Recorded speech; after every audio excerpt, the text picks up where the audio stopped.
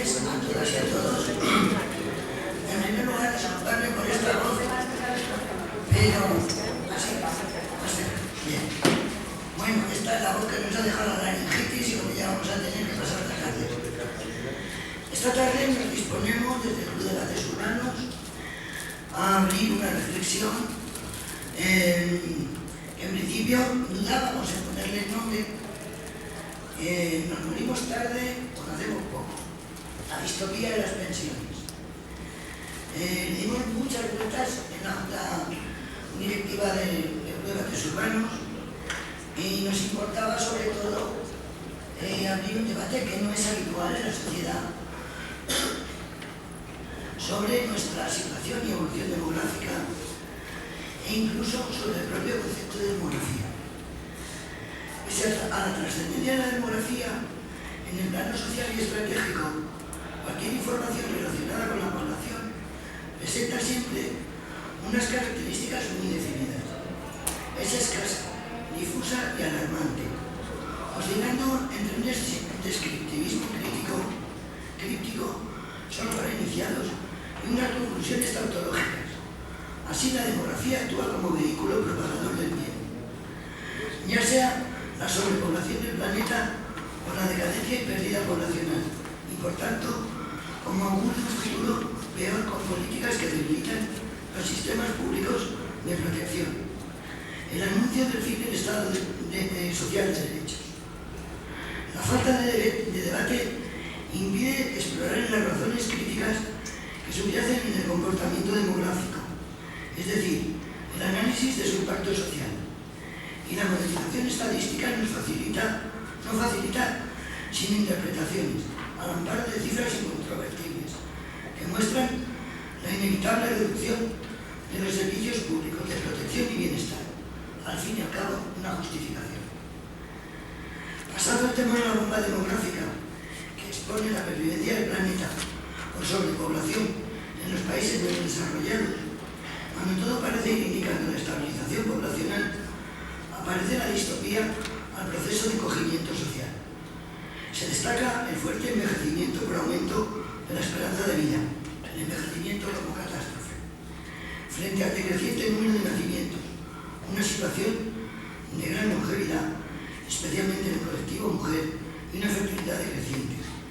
Exactamente una situación en la que nos venimos desenvolviendo desde hace más de 35 años, instalados en una dinámica por debajo del nivel de largo plazo en materia de fecundidad.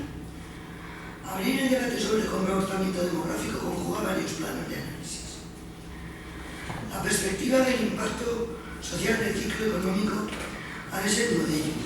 Así pues, habrá que vincular fecundidad y natalidad a precariedad e inestabilidad laboral, factores especialmente dañosos en su afección para el colectivo mujer. Resulta igualmente necesaria la reflexión sobre la efectiva intensificación e incremento de la unidad de explotación en el marco sociolaboral a lo largo de los años. Si reparamos en la evolución decreciente del tamaño medio de los hogares, actualmente en 2,53, frente a hace unos decenios, se observa en el tiempo la secuencia de una paradoja. Entonces, con una menor presencia de la mujer en el trabajo y una sola fuente de ingresos en el hogar, era posible mantener la unidad familiar con un mayor número de hijos. Mientras que en la actualidad se produce un tránsito vertiginoso, ya que la incorporación laboral de la mujer, procurando 2 días de ingreso en el hogar, hace que caiga el número de hijos y se retrasa el nacimiento a edades más tardías, por efecto también del retraso en la emancipación y formación de nuevos hogares. La dualización precariedad y eventual laboral tiene una correlación directa con la natalidad, siendo la temporalidad un lastre pesado, especialmente para las mujeres en el marco laboral vigente. El empobrecimiento económico resultante de la crisis económica que nos ha arrasado incrementa el riesgo de pobreza hasta el 60% y del 40% de pobreza severa, según previsiones de Eurostat. Un anuncio del crecimiento de la desigualdad. Así pues, debería vincularse la conciencia de la crisis con la imprescindible intervención estructural del Estado en la distribución de la renta, y ello a su vez con ese marco segmentado, empobrecido y de alta vulnerabilidad social. Es decir, reconsiderar el efecto de la crisis sobre la población. El proceso migratorio que ha tenido lugar entre 1998 y 2008 es un fenómeno con diferentes alcances. Ha compensado los déficits de nacimiento, ha provocado la concentración de población migrantes en zonas periféricas o centrales degradadas y ha puesto de manifiesto la capacidad limitada de la inmigración para producir cambios estructurales en ella, en la población. Igualmente ha desembocado en un doble movimiento, ya de regreso a sus países por la crisis y el paro, ya por nacionalizaciones.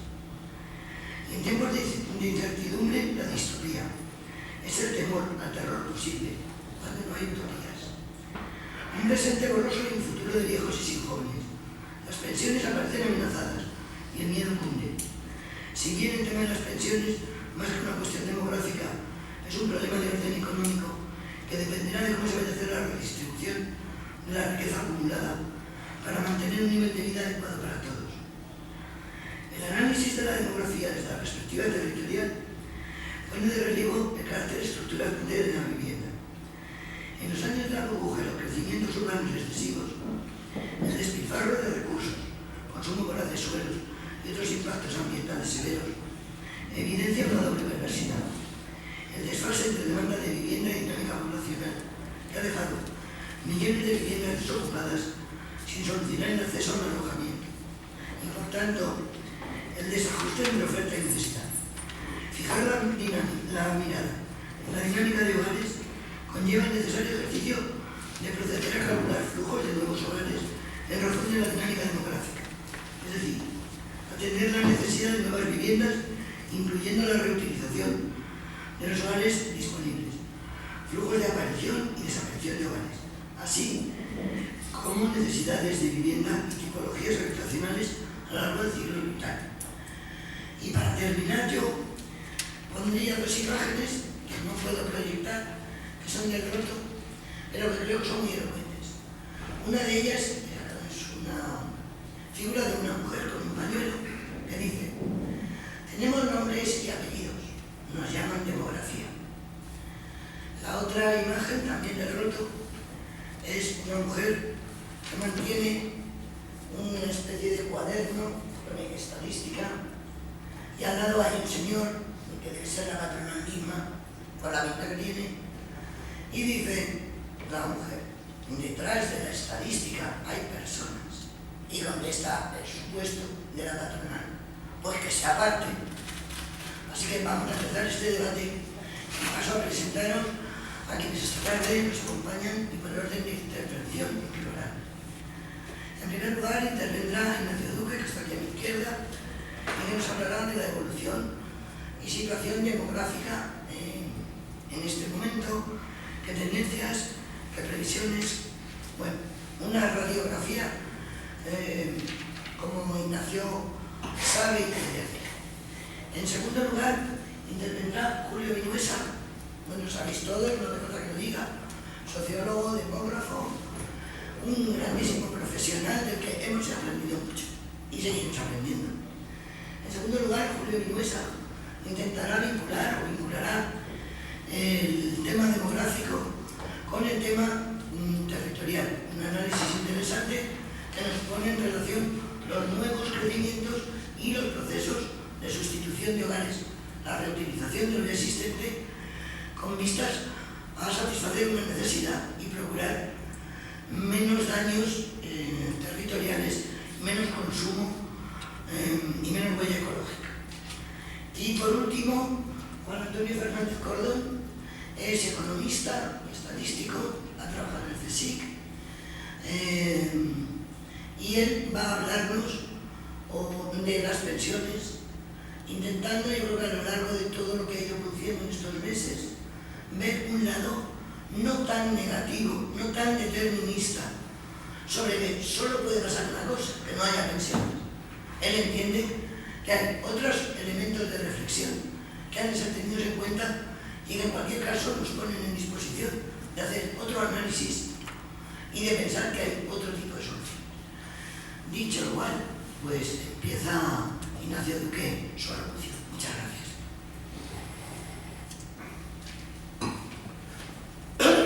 Bueno, muchas gracias, Concha.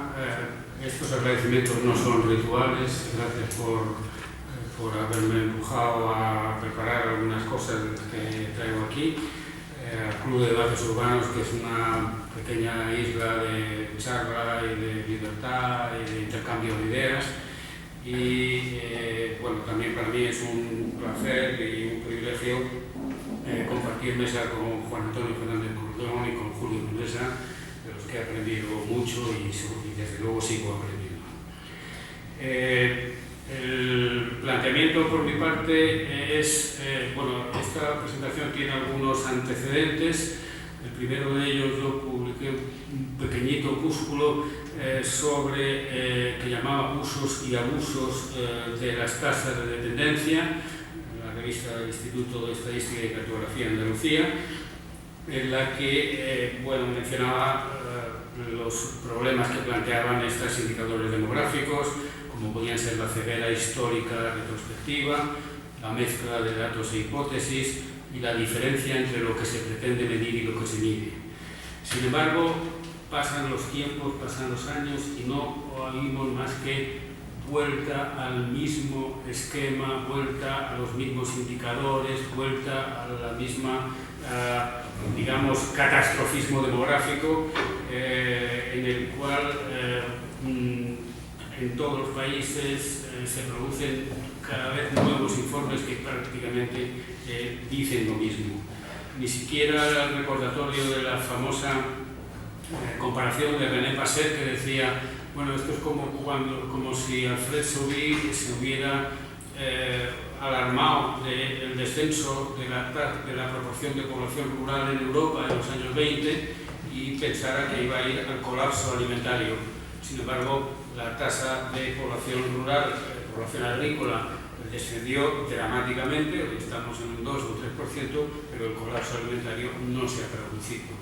Con esto ocurre una cosa parecida. También hay un precedente en el segundo libro del Club de Debates Urbanos. Yo observaba que cada vez estamos en una situación en que se crean modelos sofisticados desde el punto de vista especialmente económico y sin embargo con muy poco sentido, y en ocasiones la crítica social, el sentido pasa a lugares insospechados, por ejemplo a los museos, a las salas de arte, en donde existen artistas que hoy hacen análisis sobre los entornos de poder, la dinámica inmobiliaria, digamos los aspectos psicológicos asociados a la educación. Solo citar Mark Lombardi, Hans Hacke o Juan Kingston, que hoy nos enseñan mucho más que los científicos sociales a la hora de hacer análisis alrededor.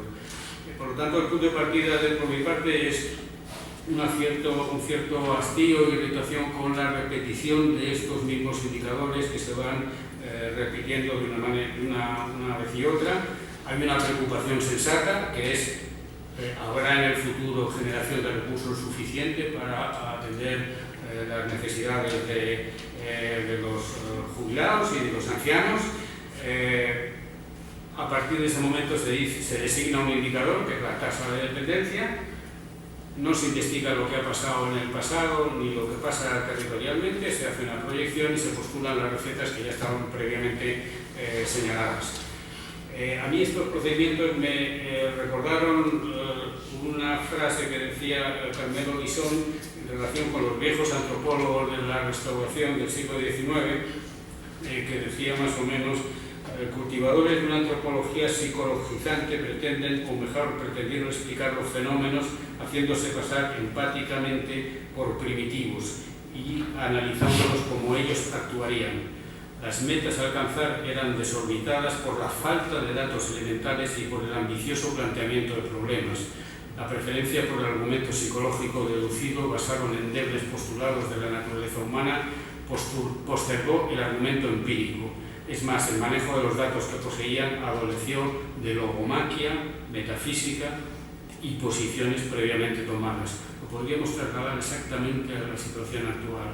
Un auténtico desierto de información empírica y, digamos, muchas recetas precocinadas. Yo, por lo tanto, lo que voy a presentar aquí no es nada relacionado con este asunto, sino precisamente la excepción.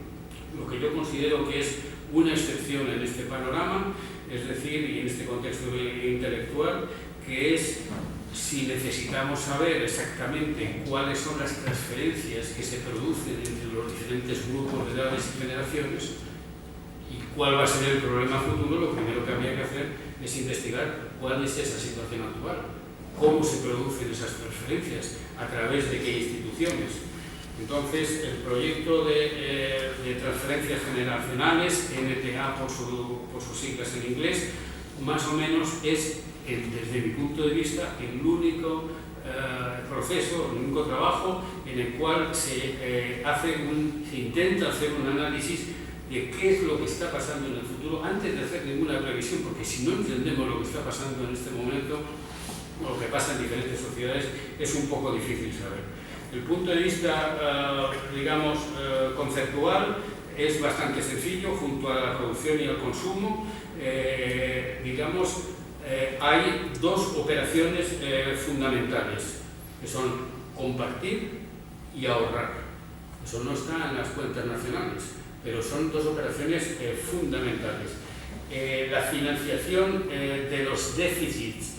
Los jóvenes no producen nada, los ancianos pueden dejar de producir. La financiación de los déficits que provoca y que produce la biología se tiene que realizar por esos dos mecanismos.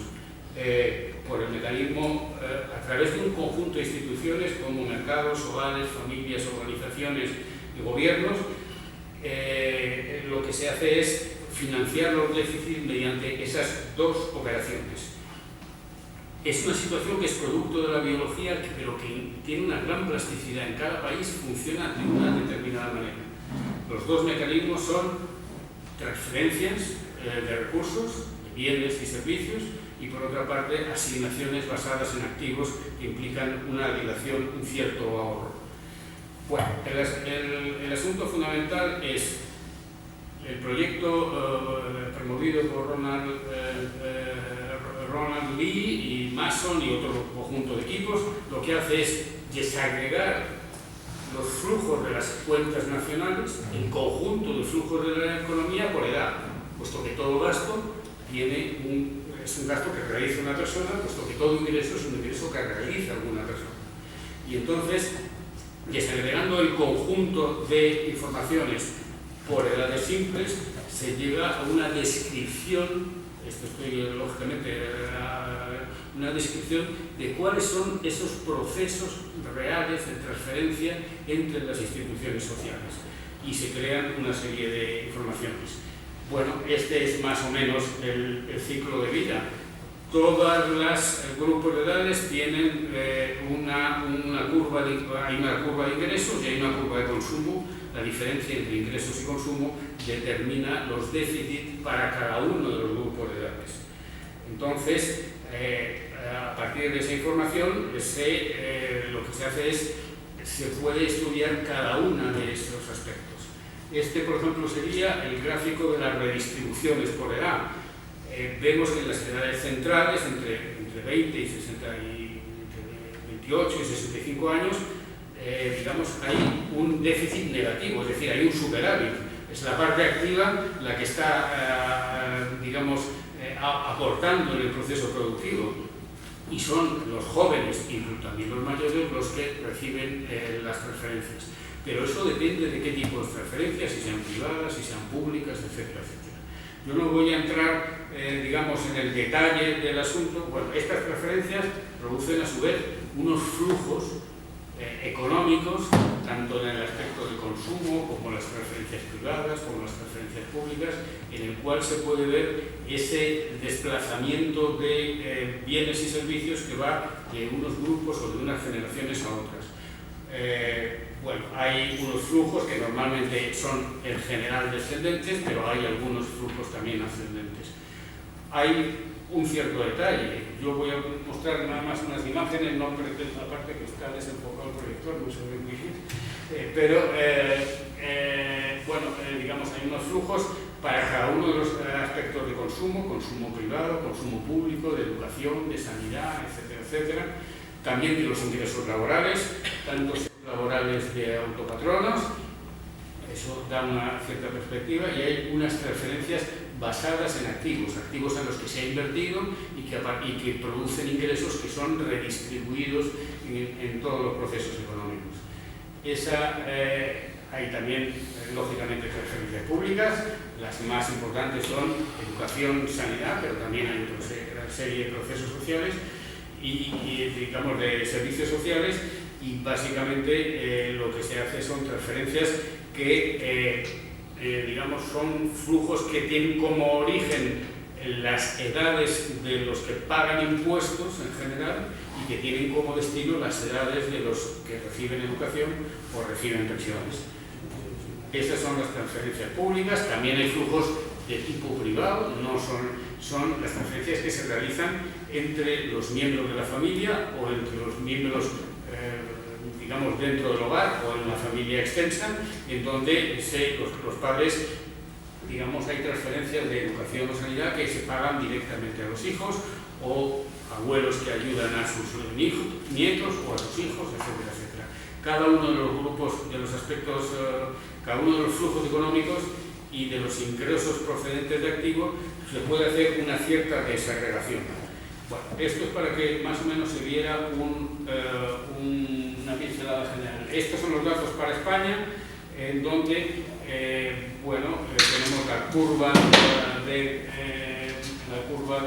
consumo, estos son los déficits de vida, el consumo y la parte de los ingresos económicos.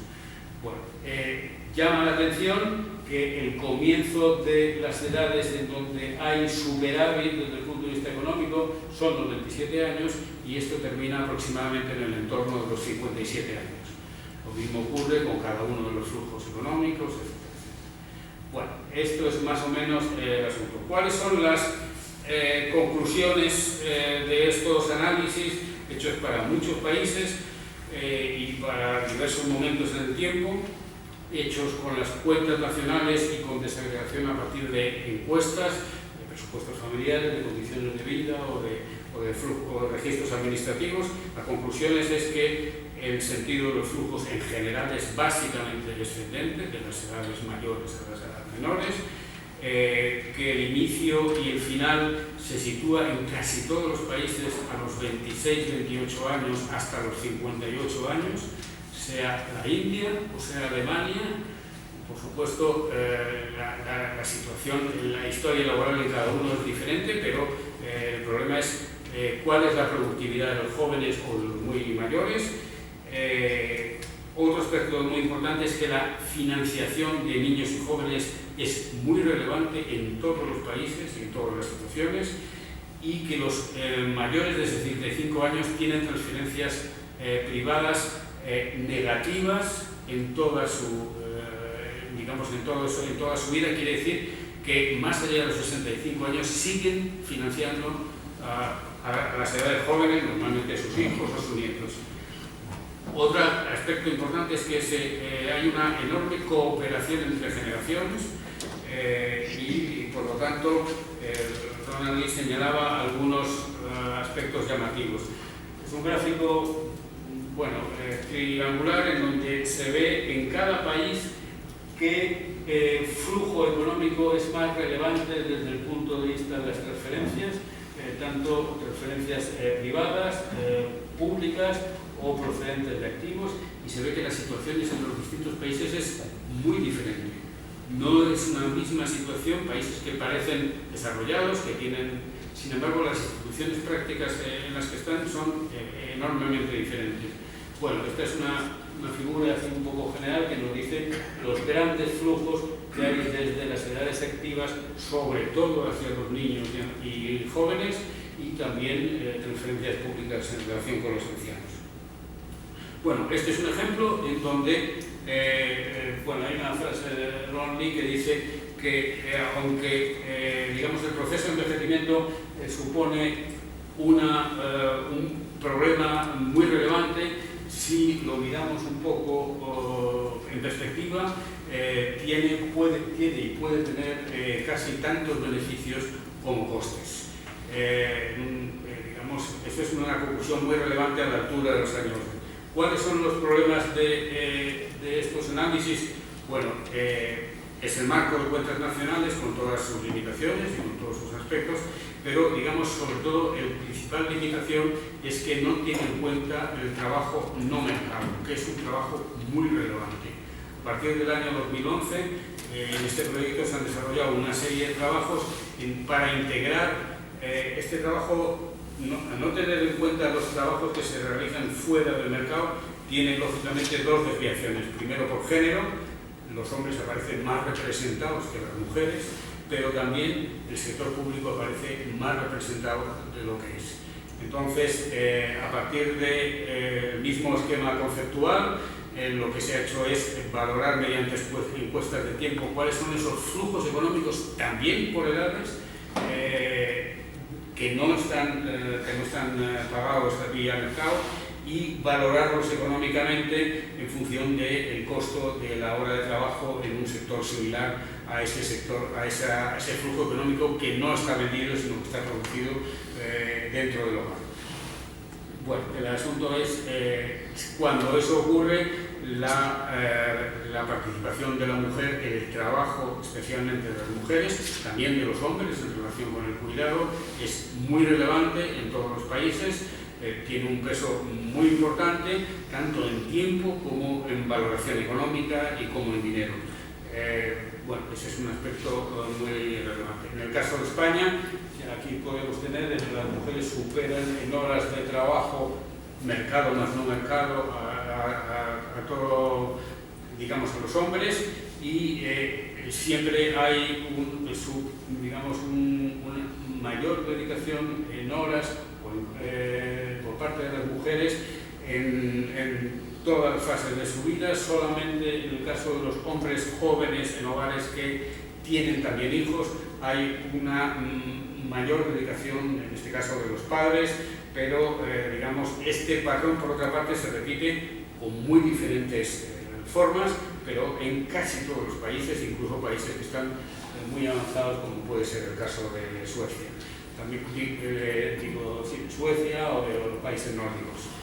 Hay un conjunto de transferencias netas de educación pública y sanidad en función de que sean tanto con los que no se ve nada, privadas, las granates son las transferencias no mercado. Estos son datos de España, hay un llamativo diferencia entre chicos y chicas, más o menos, y estas son las transferencias que se producen en cada uno de los grupos de generaciones. Bueno, yo quería mencionar algunas limitaciones. Las primeras es que los trabajos de investigación que se han hecho son transferencias exclusivamente corrientes. No tienen en cuenta las transferencias de activos, las transferencias patrimoniales. Y ese es un aspecto extraordinariamente relevante. Nadie hace mención a esos aspectos, a esos flujos de capital, digamos, transferencias de activos, en donde las viejas generaciones, lógicamente nadie se lleva la propiedad de su fábrica o de su piso a la otra vida, sino que se queda aquí y eso se transfiere a otras generaciones. En general, ese aspecto está completamente olvidado, con algunas excepciones. Pero también hay, digamos, muy diferentes situaciones por grupos sociales. Aunque no se vea muy bien, esa es la parte de arriba, son los datos de Suecia, en el cual hay por el nivel de educación, la edad de jubilación en los distintos años. Se ve que a partir del año 93 o 94 hay un repunte de la edad de jubilación, pero en el caso de Suecia ese repunte se hace para todos los grupos de nivel educativo. En el caso de España la situación es muy diferente. El repunte, la prolongación de la vida activa se hace sobre todo para los que tienen educación elemental, mientras que en el caso de las educaciones superiores y medias el comportamiento es completamente diferente. No hay un comportamiento igual desde el punto de vista de los distintos grupos sociales. Bueno, yo entonces hay también unas... yo pasaría a las conclusiones más o menos. Es decir, se da una paradoja en que ante la preocupación sobre la sostenibilidad, sobre las transferencias de recursos, si esos en el futuro van a ser suficientes, la mayoría de los estudios no investigan sobre cómo realmente se distribuyen esos recursos, sino que hacen más o menos evoluciones proyectivas, evoluciones deductivas, suponiendo qué es lo que debe ocurrir, pero no hay una investigación. Se utilizan pobrísimos indicadores, incapaces de dar cuenta normalmente de la evolución histórica, incapaces de dar cuenta de las diferencias entre países. Yo aquí tenía un ejemplo en donde para los 24 o 27 países europeos una cosa es el indicador demográfico y otra cosa es el indicador de transferencias entre grupos de edades y un indicador de relación de inactivos respecto a activos. Hay una diferencia completa, los países están en diferente situación porque tienen diferentes historias e instituciones y por lo tanto lo más llamativo es que con estos pobrísimos indicadores se sacan unas conclusiones sobre lo que debe ocurrir en el futuro. Sin embargo, el equipo de transferencia de cuentas generacionales, NTA, ha desarrollado una investigación empírica real sobre cuáles son los procesos de transferencias concretos, gracias a una tenacidad y un cierto marco conceptual. Han producido unos datos que no producen las instituciones, que no producen las oficinas de estadística nacionales e internacionales. En este caso, ahora hay un manual de Naciones Unidas respecto a este asunto, pero es la excepción, fuera de las agencias oficiales. Y aunque tienen sus limitaciones, porque no tienen en cuenta los aspectos patrimoniales y de transferencias de capital, que son muy relevantes, bueno, como nos han enseñado los trabajos de José Manuel Naredo, como nos enseñan las investigaciones de Piketty sobre la evolución, digamos, del proceso de acumulación de capital, y por lo tanto, bueno, mi conclusión es en contra de esas distopías, en contra de esas catastrofismos demográficos. No conocemos ninguna sociedad que no haya cuidado de sus viejos y educado a sus jóvenes. La existencia de recursos excepcionales está basada en nuevas generaciones más sanas y mejor educadas, pero también, como mencionaba Concha, que existan generaciones más sanas y mejor educadas que van a poder ser más productivas para afrontar los desafíos del envejecimiento, significa que el mercado de trabajo genere empleos y empleos decentes y que se mantengan los potentes mecanismos de redistribución, puesto que las mismas pensiones es un mecanismo de redistribución creado en un determinado momento y en donde el debate y la lucha democrática es imprescindible para que esto se mantenga. Los sistemas de pensiones, lógicamente, tienen que madurar, pero tienen que madurar no solo con los esquemas que tienes, sino con una financiación proporcional a la riqueza social y a las fuentes de riqueza y con un reparto equitativo de los costos. Esto requiere también más investigación concreta sobre esos flujos y esas transferencias, esos ejemplos históricos y esas diferencias territoriales, pero que permitan un debate informado, pero no un debate sobre la distopía catastrofista, en el cual, con digamos, pobrísimos indicadores, nos quieren decir que hay unas recetas que se han de aplicar que son siempre las mismas. Trabajar más, digamos, reducir las pensiones, sin mirar a otros aspectos de redistribución o de mercado de trabajo.